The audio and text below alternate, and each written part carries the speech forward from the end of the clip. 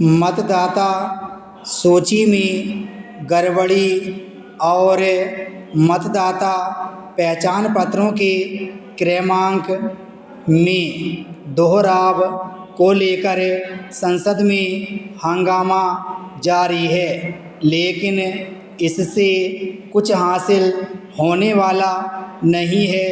इन मुद्दों पर हंगामा करने के बजाय इस पर गंभीरता के साथ विचार विमर्श होना चाहिए कि मतदाता सूचियों की कथित गड़बड़ी कैसे रोकी जाए। लेकिन सबसे पहले यह स्पष्ट होना चाहिए कि मतदाता सूचियों में कैसी गड़बड़ी होती है और क्या विपक्षी दलों की ओर से जैसी गड़बड़ी की शिकायत की जा रही है वैसी वास्तव में हो भी रही है।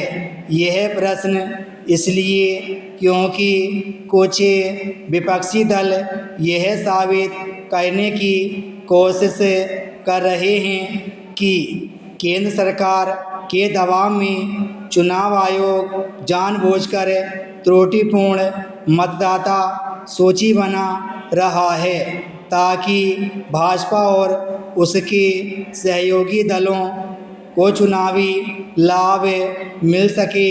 मतदाता सूची तैयार करने का काम चुनाव आयोग करता है और इसके लिए वह जिस सरकारी मशीनरी का सहारा लेता है उस पर राज्य सरकारों का नियंत्रण होता है।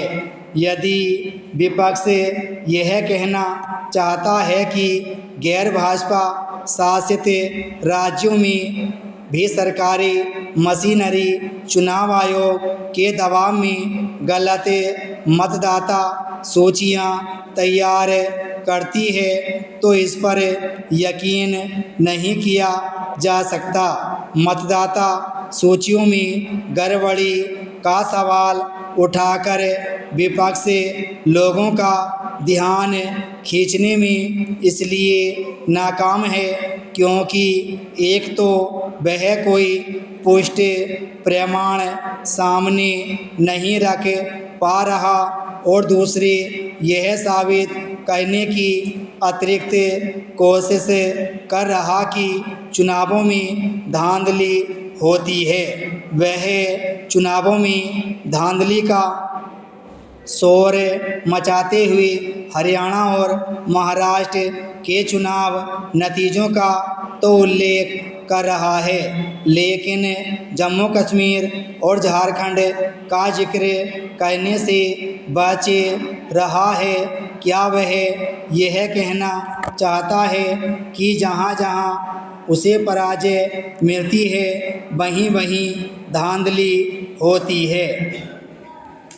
समस्या केवल यह नहीं है कि विपक्षी दल चुनाव आयोग को बदनाम करने में लगे हुए हैं, बल्कि यह भी है कि वे अपने मनगढ़ंत आरोपों के सहारे चुनाव प्रक्रिया को लेकर लोगों के मन में संदेह पैदा करने का काम कर रहे हैं। क्षुद्र राजनीतिक स्वार्थों के लिए चुनाव प्रक्रिया को लेकर लोगों के मन में संदेह के बीज बोना लोकतंत्र विरोधी आचरण ही है।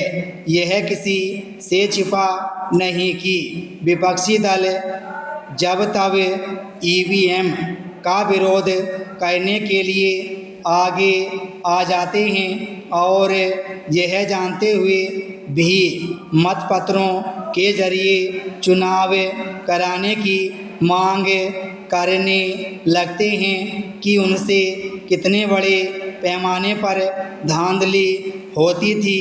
विपक्षी दल मतदाता पहचान पत्रों में एक जैसे नंबर का मामला भी इस तरह उठा रहे हैं जैसे इससे भी चुनावी धांधली होती हो। तथ्य यह है कि ऐसा संभव नहीं, क्योंकि मतदाता पहचान पत्र की क्रमांक संख्या में दोहराव के बावजूद कोई अपने निर्धारित मतदान केंद्र पर ही मतदान कर सकता है। विराम स्टॉप।